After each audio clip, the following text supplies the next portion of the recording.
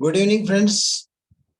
Chapter 39 VMC HMC programming का, इसमें हम समझेंगे टूल लेंथ कंपनसेशन G43, 44 और 49। ये क्या चीज है, कहाँ अप्लाई होता है, इसके बारे में समझेंगे अभी।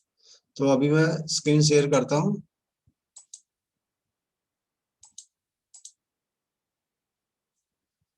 Chapter 39 tool length compensation G43 and G44 और G49। बेसिक क्या है कि जब टूल को हम मशीन के अंदर यूज करते हैं, मशीनिंग के अंदर, तो डिफरेंट डिफरेंट तरह के टूल होते हैं, डिफरेंट डिफरेंट उनकी टूल लेंथ होती है। उस टूल लेंथ को मैनेज करने के लिए G43 प्लस वाले का उपयोग करते हैं, टूल लेंथ ऑफसेट। अब इसकी जरा हम थ्योरी पढ़ते हैं क्या है। अब तक हमने मशीनिंग रेफरेंस पॉइंट के संबंध में टूल के काटने की वास्तविक स्थिति के लिए कंपनसेशन के दो तरीकों पर ध्यान दिया। ये दो तरीके कौन से थे? G41, 42, जिनको हम टूल लेंथ की जगह टूल रेडियस कंपनसेशन बोलते हैं। एक विधि पुराने प्रकार की थी जो पोजीशन कंपनसेशन का उपयोग करते हुए दूसरी current work coordinate system method work offset थी। दोनों मामले में जोर हमने एक्स और वाई पर था, बट जेड एक्सिस पर नहीं था। यद्यपि जेड एक्सिस का तो या तो विधि के साथ शामिल किया जा सकता था, लेकिन परिणाम बहुत प्रैक्टिकल नहीं थे। मुख्य कारण सीएनसी के कार्य की प्रकृति, इनकी कार्य की प्रकृति बिल्कुल डिफरेंट है। एक्स वाई को कंपनसेट अलग करते हैं और जेड को कंपनसेट अलग करते हैं। आमतौर पर प्रोग्रामर स्थिरता में एक पार्ट की स्थापना पर निर्णय लेता है और X Y Z program zero part reference point या पार्ट जीरो के उपयुक्त स्थान का चयन करता है, जिसको हम WPC बोलते हैं। वर्क ऑफसेट का उपयोग करते समय एक्स वाई एक्सिस को हमेशा मशीन रेफरेंस पॉइंट से प्रोग्राम शून्य पोजीशन तक मापा जाता है। जहां से हमारी होम पोजीशन है, वहां से पार्ट का सेंटर कहाँ पे है, जहां से हमने प्रोग्राम का जीरो माना है। एक सख्त परिभाषा के अनुसार जेड एक्सिस पर भी यही नियम लागू होता है। प्रमुख अंतर यह है कि दोनों मापा एक्स वाई मान सभी टूलों के लिए अपरिवर्तित रहते हैं, चाहे एक टूल का उपयोग किया जाए 100 टूल। जेड एक्सिस के साथ ऐसा नहीं होता। एक्स वाई सभी टूल के लिए एक ही अप्लाई किया जाता है, लेकिन टूल हमारा फिजिकली अलग अलग होता है, इसलिए उस टूल के लिए अलग अलग लेंथ होती है। उस लेंथ को अलग अलग ही कंपनसेट किया जाता है। उसको कंपनसेट करने के लिए हमने टूल लेंथ कंपनसेशन का उपयोग करते हैं। The reason each tool has different length. हर एक टूल की अपनी अलग अलग लेंथ होती है, इसलिए हमें टूल लेंथ कंपनसेशन का उपयोग करना पड़ता है। जनरल प्रिंसिपल क्या है? प्रत्येक कटिंग टूल की लंबाई का हिसाब हर प्रोग्राम में एक सीएनसी मशीन सेंटर के लिए होना चाहिए। न्यूमेरिकल कंट्रोल के शुरुआती एप्लीकेशन के बाद से प्रोग्रामिंग टूल लंबाई के विभिन्न तरीके उभरे हैं। ये सभी दो बुनियादी समूहों में से एक है। कौन कौन सा? Actual tool length is known, अगर टूल लेंथ हमें पता है तो। Actual tool length is unknown.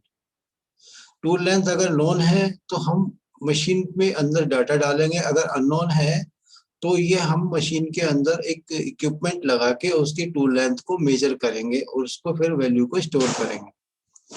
कहने की जरूरत नहीं कि प्रत्येक समूह को अपनी अनूठी प्रोग्रामिंग तकनीक की आवश्यकता होती है। सीएनसी प्रोग्रामिंग में टूल की लंबाई की कॉन्सेप्ट को समझने के लिए वाक्यांश का वास्तविक टूल लंबाई का अर्थ समझना महत्वपूर्ण है। टूल लंबाई कहाँ से मापी जाती है? इस लंबाई को कभी कभी फिजिकल टूल की लंबाई या सिर्फ टूल की लंबाई के रूप में जाना जाता है। इसका सीएनसी प्रोग्राम और सेटअप में बहुत विशिष्ट अर्थ है। Actual tool length. आइए पहले एक सरल टूल का मूल्यांकन करें और एक विशेष ड्रिल को होल्डिंग करके हम उसकी भौतिक लंबाई को मापने वाले टूल को निर्धारित कर सकते हैं। मानवीय शब्दों में एक 6 मिलीमीटर लंबी ड्रिल की लंबाई 60 मिलीमीटर होती है, जिसे एक छोर से दूसरे छोर तक मापा जाता है।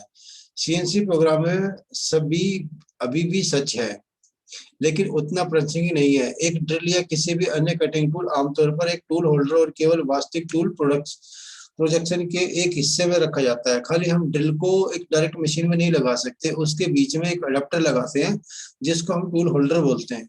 ये अडेप्टर हमारा श्रिंक फिट हो सकता है, हाइड्रोग्रिप हो सकता है, ER कोलेट चक हो सकता है, नॉर्मल ड्रिल चक भी हो सकता है।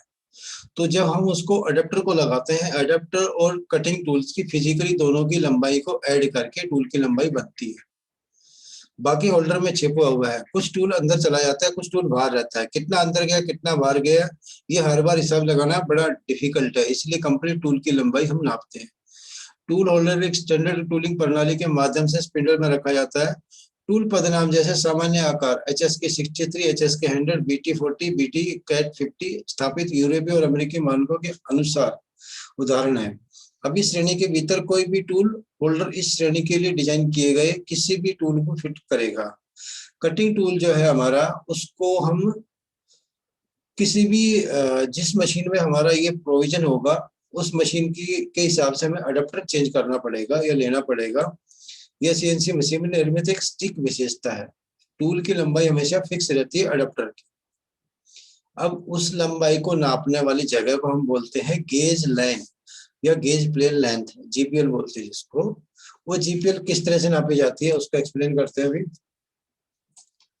इस कंडीशन का उपयोग रेफरेंस के लिए किया जाता है। आमतौर पर इसे गेज लाइन कहा जाता है। जैसा कि नाम से पता चलता है ये काल्पनिक रेफरेंस लाइन है, मतलब इमेजिनरी लाइन है, जिसका उपयोग गेजिंग के लिए किया जाता है, यह मापने जेड एक्सिस के साथ। गेज लाइन का उपयोग टूल की लंबाई और जेड एक्सिस के साथ किसी भी जेड एक्सिस के साथ किसी भी टूल मोशन को मापने के लिए किया जाता है। गेज लाइन मशीन निर्माता द्वारा निर्धारित की जाती है और एक अन्य स्टिक फेस से संबंधित होती है जिसे मशीन टेबल कहा जाता है। वास्तव में table top face gauge line एक प्लेन के एक तरफ होती है जो किसी अन्य टेबल के साथ समांतर होती है। टेबल टॉप फेस जहां पे हमारा जॉब रेस्ट करना है। जैसे एक हमारा टेबल है, इस टेबल को हमने 0 माना है और इसके बीच में इन बिटवीन स्पिंडल और जो जॉब है का सेंटर 0 है, उस 0 को हम फिक्स एक डिस्टेंस मान लेते हैं जो हम मशीन के रेफरेंस में डाल देते हैं as a WPC.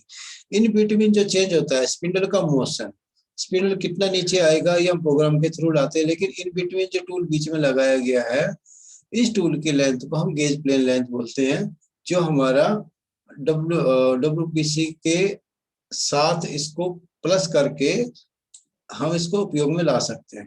Tool length offset command, Fanuc system and several other machine control after 3 commands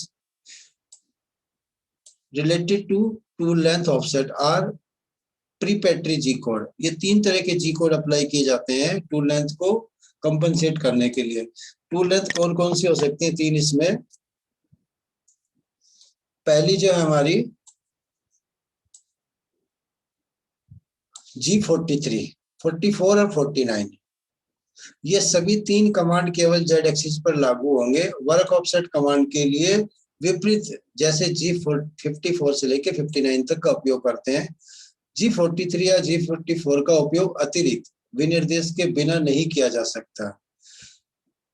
इसको डायरेक्ट लिखने के लिए उपयोग में नहीं ला सकता। इसके साथ इंपॉर्टेंट और चीज है कौन सी, इन्हें केवल एच एड्रेस या एच द्वारा निर्दिष्ट ऑफसेट नंबर के साथ उपयोग किया जा सकता है। कंट्रोल सिस्टम के भीतर उपलब्ध ऑफसेट की संख्या के आधार पर 3 अंकों तक का पालन किया जाना चाहिए। जैसे G43 positive tool length offset के लिए, G44 negative tool length offset के लिए, G49 tool length offset cancellation के लिए। इन दोनों को कैंसिल करने के लिए 49 का उपयोग करते हैं।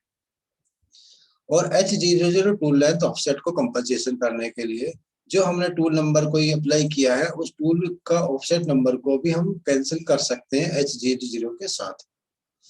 और H के साथ अगर कोई वैल्यू लिखते हैं तो टूल नंबर जो हमने टूल नंबर सेलेक्ट किया है, सेम टूल नंबर और ऑफसेट नंबर सेम रहना चाहिए ज्यादातर, लेकिन किसी केस में अलग अलग भी हो सकता है। Tool length offset should always be program in the absolute mode. G90 के साथ ही टूल लेंथ को रीड किया जा सकता है। एक typically program entry will be G43 and 44 command followed by the Z minus target position based on part 0 for Z and the H offset number। 3 चीजों का कॉम्बिनेशन होगा, G90 का, G43 का, H का और Z का। ये 4 चीज इसमें होनी चाहिए एक लाइन के अंदर। ब्लॉक नंबर आपका G43 है, Z मूवमेंट है और H का वैल्यू है। G90 हमने पहले रीड करा रखा है। This is also a convenient block to add coolant function M08 for the current tool if desire. इसके अंदर हम कूलेंट को भी ऐड कर सकते हैं अगर जरूरत है तो सेम मीनिंग है, इसका कोई फर्क नहीं है, खाली कूलेंट को भी इसके साथ हम ऑन कर सकते हैं। अब गेज प्लेन लेंथ और एक्चुअल टूल लेंथ के बीच में क्या होता है वो डिफरेंस समझते हैं। ए जो वैल्यू है ये एक्चुअल आपकी टूल लेंथ है, डी आपका जो WPC हमने मशीन को रीड कराया है, इन बिटवीन हमने CB लगाया है, तो table top to gauge plane length ये मशीन की मैक्सिमम वैल्यू है जिसको हम जेड की मूवमेंट कहते हैं। इसी के बीच में हमने कंपोनेंट भी लगाया और टूल भी लगाया है। कंपोनेंट वाली जगह को हम ऑफसेट लेते वक्त इसको माइनस कर देते हैं, इसको यहाँ से रिड्यूस करके Z0 पे आ गया, तो यहाँ पे इस वाली लाइन को इस वाली लाइन की जो बीच की गैप है इस लाइन को हम लिखेंगे WPC के अंदर।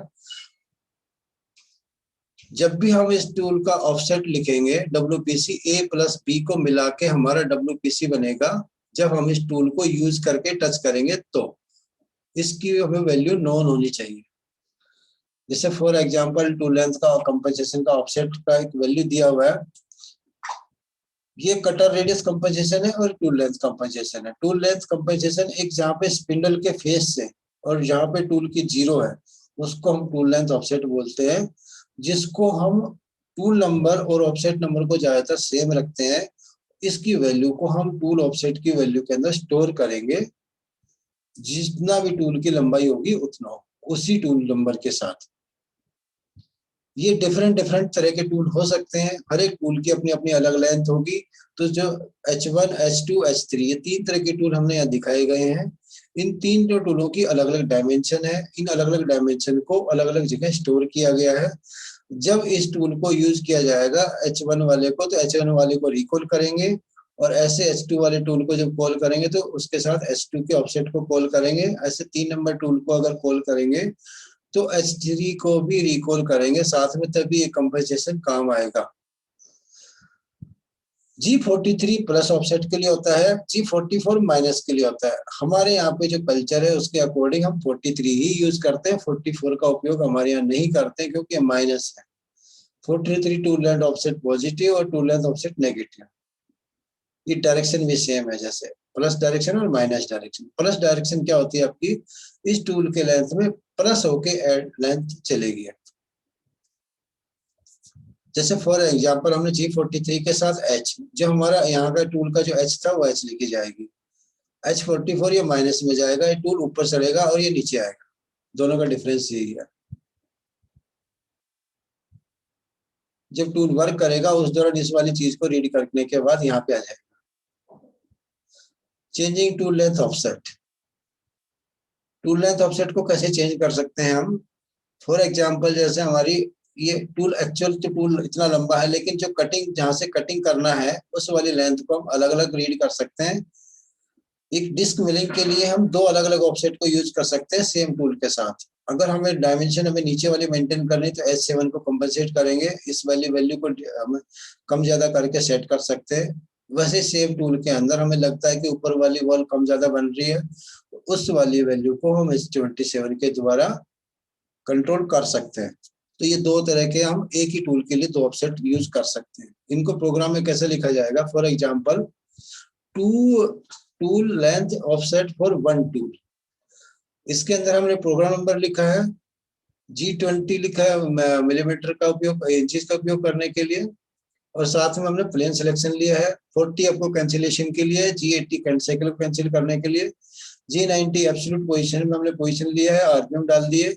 देन उसके बाद G43 और Z और H ये 3 चीज हमने रीड कराई। G90 हमारी पहले लाइन के अंदर है, तो ये क्या होगा आपका, इस पहले वाले टूल का ऑफसेट रीड कर दिया हमने 7 नंबर में। देन उसके बाद ये Z माइनस में आके कट किया है। फिर उसके बाद ये सब प्रोग्राम हमने सर्कुलेशन में कुछ ग्रुप काटा है। देन उसके बाद जब नीचे वाले पे हम ऑफसेट फिर शिफ्ट करके दोबारा फिर इसी प्रोग्राम को रन कर देंगे, तो दोनों की हमारी बिट्स की इन बिटवीन सेंटर मेंटेन हो जाएगा। अगर हमारा प्लस माइनस आता है तो एक ऑफसेट हमेशा सही रहेगा। अगर वियर होता है तो जिस फेज में वियर आ रहा है उसी फेज के वियर को हम वियर ऑफसेट में कंपनसेट कर सकते हैं। तो ये था हमारा टूल लेंथ कंपनसेशन का फंडा। अभी टूल सेटिंग 2 यही चीज है जो अलग अलग वेब के साथ दिखा रखी है। A program may also be started with the tool length offset command cancel under program control usually in the safe line. इसको जो प्रोग्राम के अंदर पहले कोई टूल किसी ने यूज किया है उस टूल की लेंथ को कैंसिल करने के लिए हम सेफ लाइन के अंदर G49 का उपयोग करते हैं, जिससे हमारा कैंसिलेशन हो जाता है। जैसे हमने क्या कि G20 लिखा, जो हमें यूनिट्स प्रोग्राम की यूज करनी है वो लिखेंगे, जिस प्लेन में हमें काम करना है वो लिखेंगे। G40 हमारी 41 और 42 को कैंसिलेशन करने के लिए लिखेंगे, G80 कैंसिल करने के लिए, G49 किसी भी टूल लेंथ कंपोजिशन को कैंसिल करने के लिए उपयोग करते हैं, जिससे हमारी लाइन सेव हो जाती है। और ये variation of the same block. These are some machine start required using G49 for every tool. Always check manufacturer instruction. कुछ मशीनें जो कंपलसरी होती है जिनको 49 कैंसिलेशन मांगता है, लेकिन ये कंट्रोल सिस्टम जिसमें कौन सा अप्लाई किया उसके मैनुअल से ही रीड करने से पता लगेगा कि रिक्वायरमेंट क्या है। तो ये था हमारा आज का चैप्टर। इसके अंदर हमने अभी टूल लेंथ कंपोजिशन को समझने के लिए बस बताया है। अगर किसी का कोई सवाल है, कोई क्वेरी है, तो हमें कमेंट बॉक्स में लिख के बताएं, इसका हम जवाब जरूर देंगे। तो भी इसको मैं स्टॉप करता हूँ। मिलते हैं नेक्स्ट वीडियो के अंदर। Thank you.